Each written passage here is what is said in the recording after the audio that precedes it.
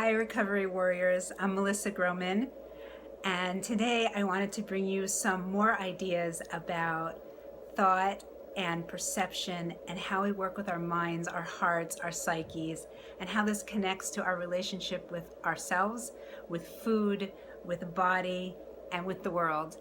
And I wanted to start by telling you a story about perception that has stayed with me since I heard it. It's a story of a teacher in a classroom. And the story goes like this, is that one morning, a class was ready. A class of children were sitting in their classroom and the teacher was late. And 5 minutes go by, 10 minutes go by, and the teacher runs into the classroom late. And as this teacher is running into the classroom, one of the little boys in the classroom holds up his hand and he says, "Teacher, teacher, Mr. So-and-so, Mr. So-and-so." And he points to his wrist. And he's pointing to a watch on his wrist. And the teacher all of a sudden feels very furious. And he is thinking to himself, I am going to ream this kid out. I know I'm late and I'm going to be told I'm late. Terrible that I'm late, but I don't want to be reminded, and I certainly don't want to be rebuked by a 10-year-old. And he's going to give it to this kid good. Get out. It's not proper to speak to me this way, and he was going to lose it. He remembered something he had been working on himself with, which was to pause, to just pause and wait before he reacts when he's got all of those big feelings, when he's feeling his thought, and not to react in the moment. Plus, he was late, and he had to get going. So he sat down at his desk, he told the kids to take out their math books, and he did the lesson, and he told the kid, hang on. As the lesson went on, he cooled down a little bit. And as he was teaching, he was thinking about this kid, and he was thinking, okay, fine. I'm going to talk to him about not rebuking a teacher, and I'm going to talk to him gently, but I'm going to still tell him. And the class ended, and it was recess time, and the class was dismissed. And the teacher had calmed down just a little bit. And the little kid comes running up to the teacher. And the teacher's about to say, listen, we ought to have a talk here. And he was still going to give it to him, maybe not as hard as he would have at first when he first walked in. And the teacher says to him, wait, Mr. Smith, or whatever the teacher's name was, I wanted to show you. I finally got the new watch that my parents had been promising me. And I'm so happy. And I couldn't wait to tell you and show you this morning. And the teacher felt like he had just been hit in the stomach because he realized that the way that he read the situation was not actually the reality of the situation at all. And he was about to ream out this little innocent 10-year-old who just wanted to show his teacher his new watch and was so excited. But because of the state of mind that the teacher was in, he was thinking, this kid is giving me rebuke, he's noticing that I'm late, he's got all kinds of thought going on in his head about what's really going on. And the fact is, it had nothing to do with reality. So I love this story because I think that it highlights how much we innocently believe all the thoughts that come into our head. And we think that our perception of what's happening is really the factual perception of the world.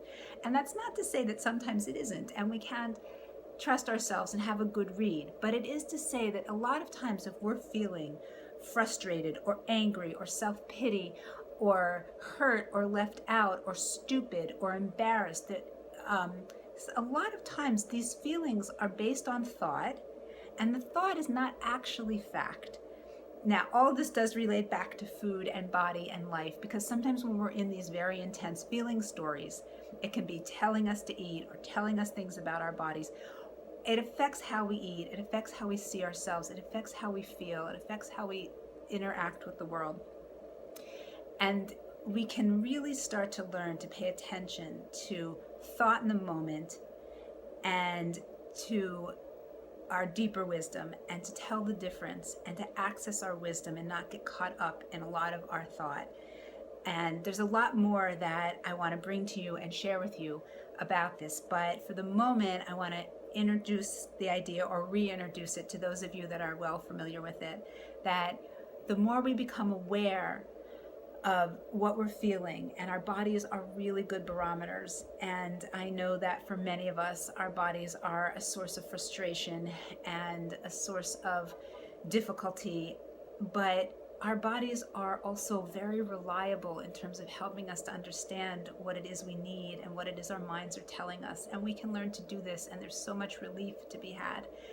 And that's where I'm pointing us for now. And I also want to point us in the direction for now of mood, because mood affects how we see things. And sometimes with mood, it's a chicken and an egg thing. Sometimes when we're in a bad mood, we have a lot of difficult thoughts that affect us. And sometimes we have a lot of difficult thoughts that affect our mood. And I want to talk much more about that in upcoming vlogs. But for the moment, I wanted to suggest a few things that when you know that your mood is low, and mood can be low also because of hormones and because of the weather and because of the gravitational pull and because of an experience that we've had or something that we're not quite conscious of, or because we didn't get enough sleep, or because our vitamin D levels are low. A lot of things that can affect our mood. But when our mood is low, our thoughts tend to be low. So I just wanted to leave you with 5 things that you can do when you sense that your mood is low. And they're not miracles, they're not cure-alls, but they're definitely things that you can do. And I always like to remind myself that we don't have control over what thoughts come into our head. And we're all visited by human thoughts and human emotions, and we'll talk more about that in the future. But we are able to consciously grow and work on how we respond to our thoughts. And this can make such a difference in our lives and how we work with our mind and our brain and our psyche. And it will really come out in how we heal our pain and how we have a healthy, normal relationship with food and our bodies, and how we use our personal own energy and contributions to the world. So I'm going to give you 5 mood helpers just for now to think about, to incorporate when you have a sense that your mood is low.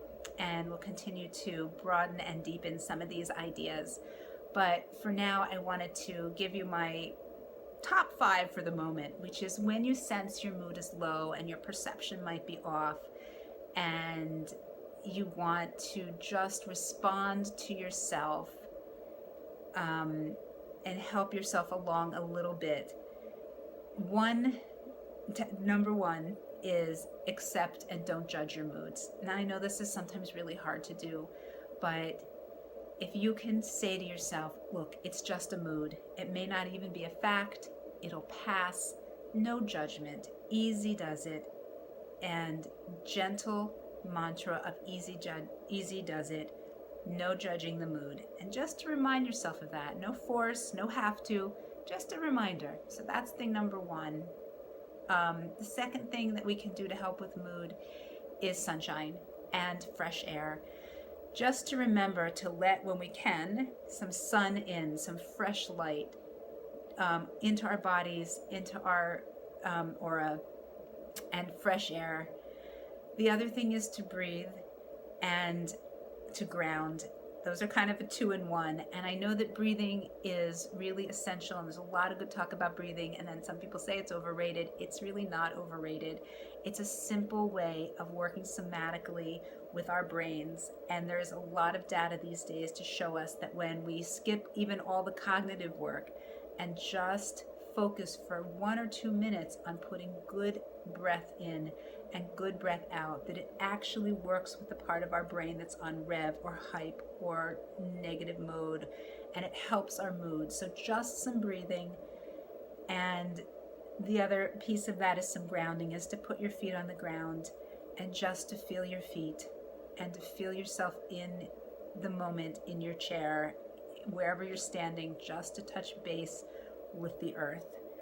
And the next mood tip I wanted to share, and again, sometimes overrated, sometimes underrated, is gratitudes. And we could talk a lot more about that. There's data today that suggests that our biochemistry and our brain changes when we focus on gratitudes. 5 quick gratitudes is a mood boost. I have eyes that can see. I have ears that can hear. There's fresh air to breathe. I have clean drinking water. And I have a pillow to sleep on tonight. And sometimes just the basics. Was that 5? Add your own specifics. There's always something we can touch base with Those sometimes help the mood. They work psychically with our brain. And there goes my phone. And the fifth one I wanted to leave you with was to touch base with your observing self. Even if it's for only a minute, is to touch base with your observing self, which means step out of all the thought for a second and look at the sky and look at the trees and just look around. Don't judge it. Don't put any emphasis on it. Just slip out of the thought and observe what's around you. So those are a few things to get us started on perception and mood, and we'll come back to how they work with our bodies and with our food and with who we are. And when we do good and we're living in the solution, we do feel better. And just listening to Recovery Warriors video blogs, reading all the great stuff on Recovery Warriors sites and all the things that are brought to us, that's living in the solution. And those things help in the moment, and they help shape us. When we're doing the right thing, we are on the right path. So that's all for now. Thanks so much for joining me.